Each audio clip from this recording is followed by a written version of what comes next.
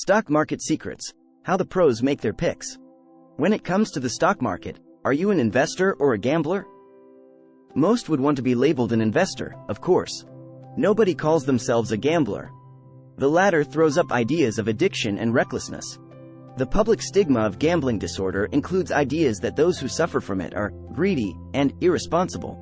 The premise that they are at fault for their difficulties, and a desire to avoid social interaction with them. But hold on a second. At their core, investing and gambling both entail the use of capital with the intention of making a profit. Right? So, are they the same? The distinction is, at best, blurry. I often pose the question on my Twitter page, where I have 36,000 followers. I haven't really gotten a definitive answer. Some say, investing is long-term. I'd say, what about short-term traders? Others will say the differentiator is skill and knowledge. Are you telling me someone betting on horse racing doesn't research his picks, the form, the field, or the course and has no aptitude? I'm happy to argue the point all day with anyone, but investing and gambling are fundamentally the same thing. You put up capital with the expectation that you want to make more. Any investment or gamble comes down to risk, structure, and what your expectations are, as well as being able to continually manage them. What do investors fear the most?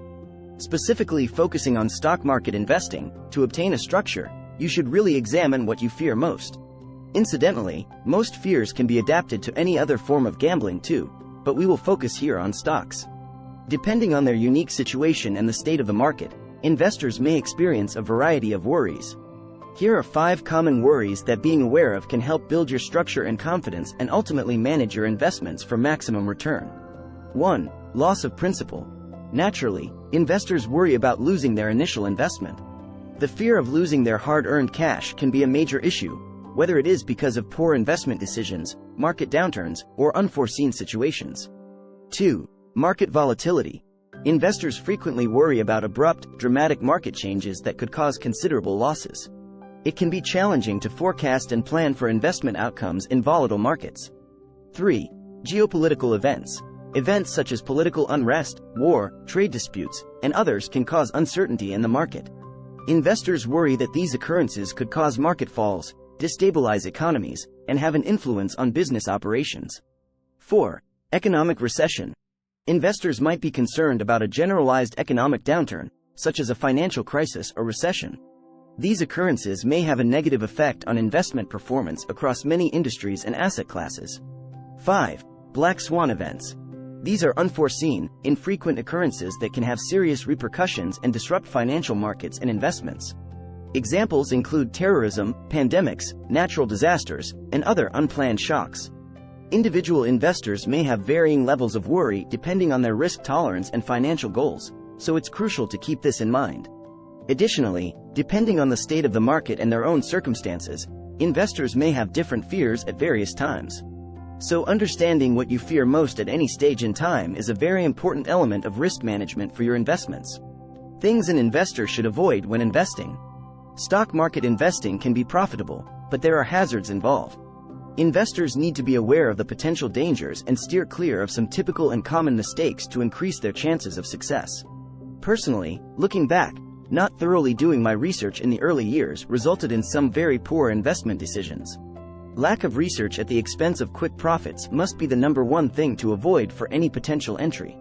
Jumping into a stock without doing homework and due diligence is one of the biggest blunders investors can make. Poor investment selections can result from a failure to comprehend a company's fundamentals, financial health, competitive environment, and industry developments. Investors should spend time studying a company's financials, annual reports, market conditions, and management's past performance. The risk of investing in companies with unstable business models or expensive equities rises when research is neglected. Never ever enter an investment without doing your homework, and certainly never rely on someone else's homework either. Trading on emotion is the second area where most investors go wrong. You'll be surprised that emotion can drive investment decisions for new and seasoned investors. Emotions have the potential to impair reason and cause irrational behavior. During market downturns, greed and anxiety are frequent emotions that can drive investors to chase lucrative trends or lose control. Impulsive responses to short-term market changes may lead to purchases at inflated prices or sales during transient declines. It is crucial to establish a disciplined investment strategy, adhere to a long-term plan, and refrain from making snap judgments based on passing market turbulence. Buy into any company as if you were the owner of the business for the long term. Timing the markets is touted as a skill in investing but should never be practiced, and it really is a waste of time. In my 30 years of being in the market, I have never met anyone who can consistently time the market to their benefit. It's dangerous to try to time the market or engage in speculative trading.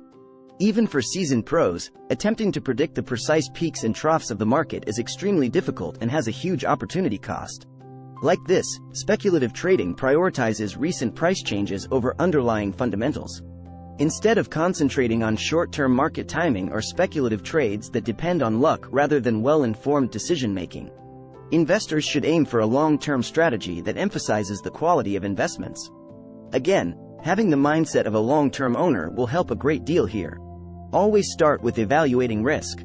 Taking the roulette wheel as an example, putting all your hard-earned cash on black is likely to be a losing strategy. Concentration risk is increased when all your money is put into one stock or a small selection of equities.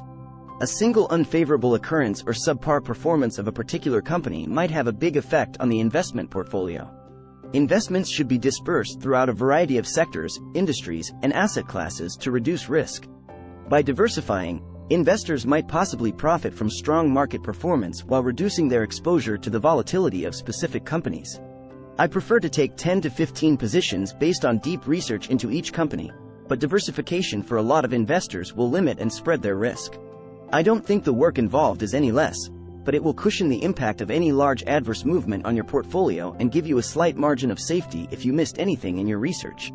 So, you have your position, and you are ready to take that huge return down the road. You forgot to identify the bad aspects of the investment. Investors are at risk of suffering big losses if risk management is neglected. The different risks connected with investments, such as market risks, industry risks, company-specific risks, and geopolitical risks, must be identified and evaluated. Applying risk management tactics like stop-loss orders, position sizing guidelines, or hedging strategies can help reduce negative risk. Investors should also make sure they have adequate liquidity reserves or an emergency fund to handle unforeseen financial difficulties. Further, it's very important to put these risk controls in place before you enter the investment. As I always say, start with risk. Something I see regularly all over social media are tipsters, and it's not only social media that needs to be avoided for this. The recommendation of companies to buy because you have heard that it's a winner from your friend or colleague is a huge no.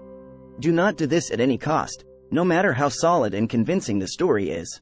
The chances are that you and your friends know something that the market doesn't and that hasn't been priced in already, is an extreme and remote possibility, to say the least.